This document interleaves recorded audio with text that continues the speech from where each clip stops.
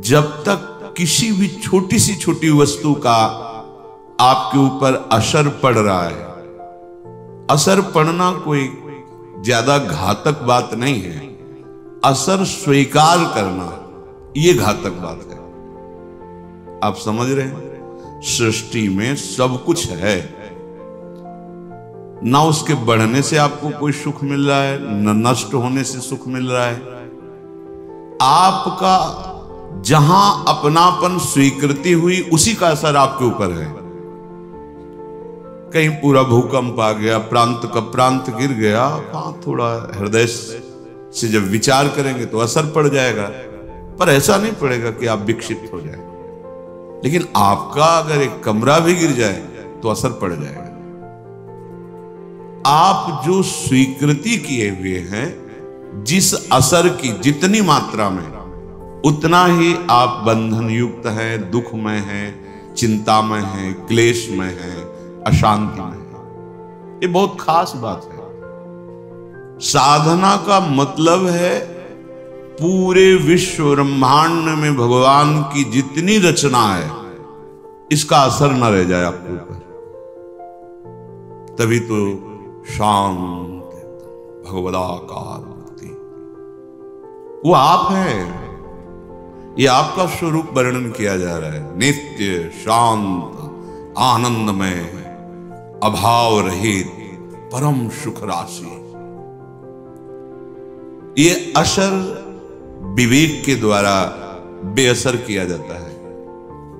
जब आप सत्संग सुनते हैं, भगवान नाम जप करते हैं, भगवत आराधना करते हैं, तो आपकी बुद्धि परम पवित्र हो जाती है। परम पवित्र बुद्धि में जो विवेक प्रकट होता है, वो इन असरों से बचाता है, काटता है इन असरों को। आप जितना जो कुछ स्वीकार किएंगे वही दुख दे रहा है, वही दुख देगा। बिल्कुल आपको किंचन मात्र किसी वस्तु, व्यक्ति, स्थान की आवश्यकता नहीं है। आपकी बुद्धि मलिन होने के कारण ये बात स्वीकार नहीं कर पाएगी कि आपको किसी भी वस्तु, व्यक्ति, स्थान की आवश्यकता नहीं है। आप कहेंगे प्राण पोषण के लिए, शरीर पोषण, ये सब आपने स्वीकार किया है माया को, इसलिए आवश्यकता, इसलिए चाह, इसलिए आप विक्षिप्त हो रहे हैं, दुखी हो रहे हैं, अशांत हो रहे हैं, मरण धर्मा हो रहे हैं, जबकि आप अविनाशी हैं। नहीं, आपको ब्रह्मबोध की बात तो, भगवद अंश तो हैं आप, भगवत दासत्व को प्राप्त करने का अधिकार तो है। आप इस असर पर ध्यान दीजिए। आप देखिए, प्रत्येक मिनट में कोई ना कोई वस्तु, व्यक्ति, स्थान, घटना, परिस्थिति, द्वंद्व आपको अपने असर में लेना चाहता है, अपना प्रभाव डालना चाहता है। हर क्षण साधक युद्ध करता रहता है। प्रत्येक पल हर वस्तु, व्यक्ति, स्थान, घटना को बेअसर करता रहता है। तभी उसको इस बात का परम लाभ मिलता है कि वो स्वराज्य सिंहासन पर विराजमान हो जाता है। स्वा, जो हमारा स्वरूप है, शंकर सहज स्वा, रूप संहारा, लाग समाधि, अखंड अपारा, अखंड अपार क्षमता भरी सुख वृत्ति उसके हृदय में उदय हो जाती है। हम कभी प्रभु से विलग नहीं होंगे, अब भी प्रभु से विलग नहीं है, आगे हमें कोई नहीं कर सकता। ये हमारी गलती है।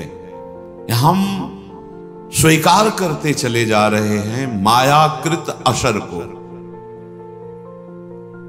ये अंदर बैठा लिए आप, देखिए आप, जिस असर को आप जितना जोर देंगे स्वीकृति में, वो उतना ही प्रभाव डाल देगा।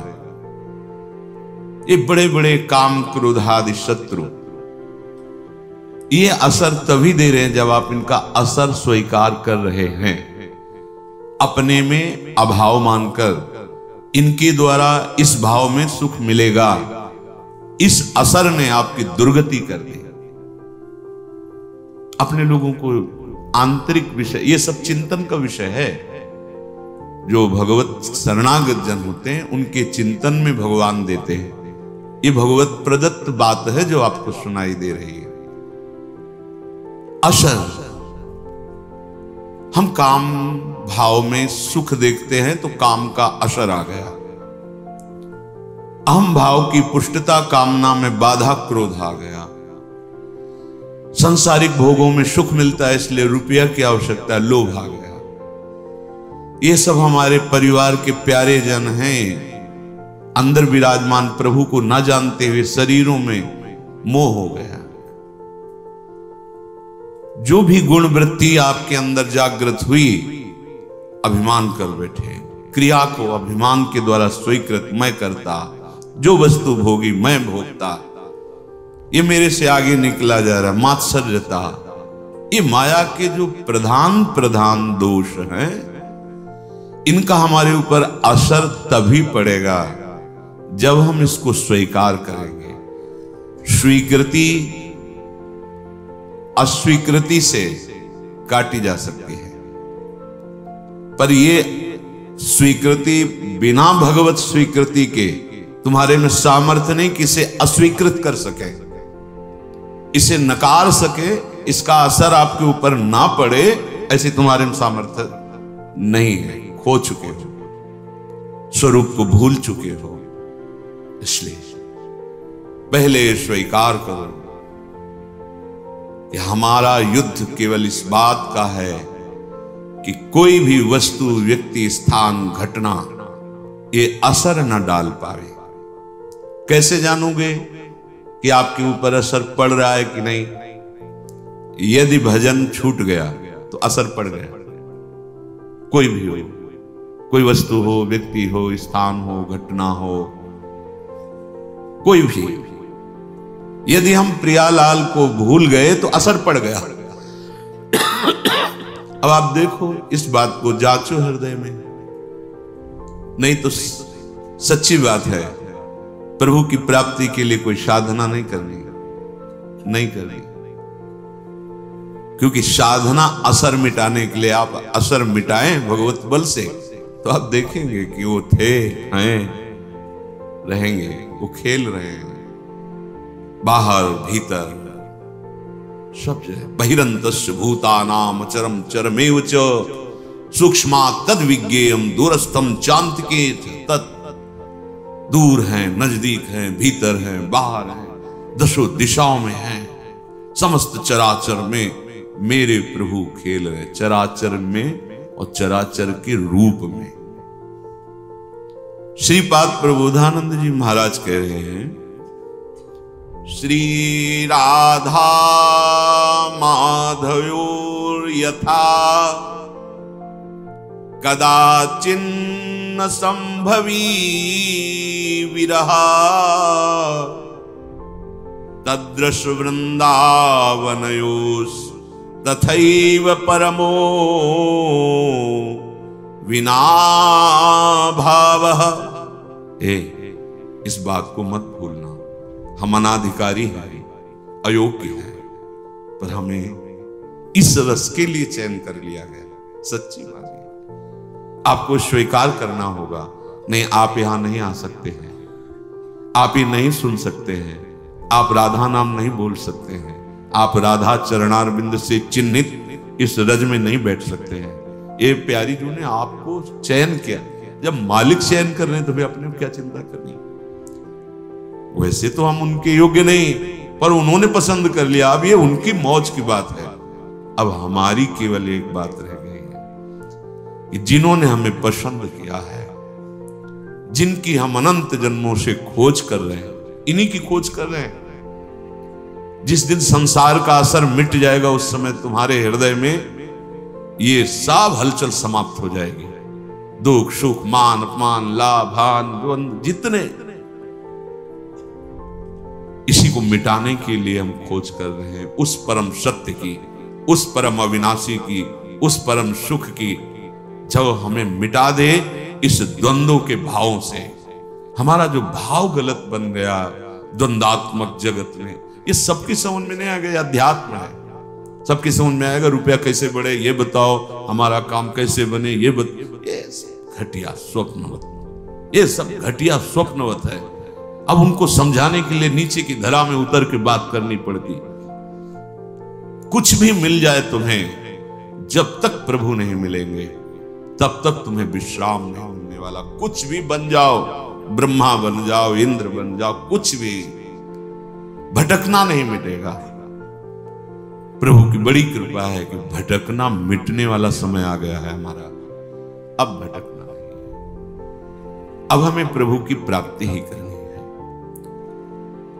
कल के प्रसंग में चल रहा था जैसे एक स्मृति, दूसरा स्मृति निरंतर चलाने के लिए नाम जप, तीसरा भगवान की बड़ी कृपा है और मुझे इसी जन्म में भगवत प्राप्ति होगी, और चौथी बात शब में श्री भगवान हैं। ये पहली स्वीकृति साधक के हृदय में होती है, फिर सब स्वयं श्री भगवान ही बने हुए हैं। उसके आगे कह रहे हैं कि यदि आपके हृदय में ये बात जीवन में नहीं आई तो चूक हो जाएगी। भगवान ने गीता जी में कहा अद्वेष्टा सर्वभूतानां। पूरी सृष्टि में देख लीजिए, किसी के प्रति आपकी दुश्मनी तो नहीं है। श्री जी की प्राप्ति के लिए तैयारी करो। जो कल चर्चा उसके आगे का है विषय अद्वेष्टा सर्वभूतानां। किसी भी संसार के किसी भी व्यक्ति से तुम्हारी दुश्मनी तो नहीं है। अगर एक से भी होगी तो बिगड़ जाएगी पूरा सिद्धांत हमारा। बहुत सावधानी से सुनो।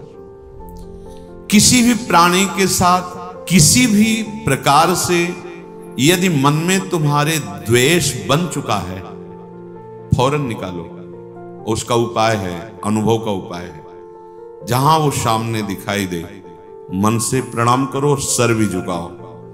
तुम्हें अपना काम बनाना है, वहां भगवान ही है, दूसरा नहीं है। और जब एकांत में उसका चिंतन हो तो तत्काल आंतरिक प्रणाम करो, प्रभु आप मुझे बचा लो, प्रभु आपसे द्वेष हो रहा है। नाथ, आपकी बाहरी ऐसी चेष्टाएं हैं कि मैं समझ नहीं पा रहा हूं और आपसे हमें द्वेष हो रहा है, दोष दर्शन हो रहा है, अंतर और बाहर दोनों से। अंतर में जब आवे तो तत्काल उसको प्रणाम करो, वृत्ति में आएगा वो, और जलन पैदा होगी। बार बार आपको क्षमा मांगनी, मेरे से गलती हो रही प्रभु, मैं आपको ना जानकर आपसे द्वेष कर रहा हूं। बाहर जब सामने आवे, पूज्यपाद सिउड़िया बाबा जी ने कहा जो तुमसे द्वेष करे ना बोले, अपनी तरफ से उससे राधे राधे बोले। राधे वो जो कर रहा है उसका असर आपके ऊपर नहीं होना चाहिए। आपको इस द्वेष का असर काटना है। वो हो सकता है आपके साथ फिर ऐसा बर्ताव करे कि आपको लगे कि अब तो द्वेष पक्का ही हो रहा है क्योंकि हम बार बार प्रणाम कर रहे हैं, ये वैसा ही नहीं। ये बहुत बड़ा भगवत प्राप्ति में विघ्न है। इसलिए भगवान ने कहा अद्वेष्टा सर्वभूतानां। इतना ही नहीं, ये जब बढ़ेगा तो आपका भजन छूट जाएगा। बहुत क्या होता है कि जिससे महापुरुष जन अपने हृदय को देखते हैं ना, वही बात वो बोलते हैं, वही बात लिखते हैं। भजन क्यों रुका, भजन क्यों छूटा, हमारा लक्ष्य क्यों बदल रहा है? ये अंतर के चिंतन से हो। जैसे कि महापुरुष जन दूसरे के मन की बात जानते हैं, आप इस धोखे में मत रहना, क्योंकि उनके पास इतना समय नहीं है, वहां कोई दूसरा नहीं। अपने मन को देखा जाता है, पूरी सृष्टि के मन की बात जान ली जाती है, क्योंकि कनेक्शन सब उसी परमात्मा तत्व का है। तो लगता है ये तो हमारे मन की बात जान गए। जो ऊंचे महापुरुष है, ये छोटी छोटी बातों की नहीं, क्या सोच रहे हो क्या, ये नहीं। वो बहुत ध्यान देने की बात है। बहुत हम लोग जहां चूक करते हैं, ये एक तरह का ऐसा नाशकारी भाव है द्वेष, कि धीरे धीरे आपके मन में इतना फैलेगा कि आपके भजन को छीन कर देगा। चले थे भगवत प्राप्ति, सब जगह अपने प्रभु को देखने, चूक हो रही है।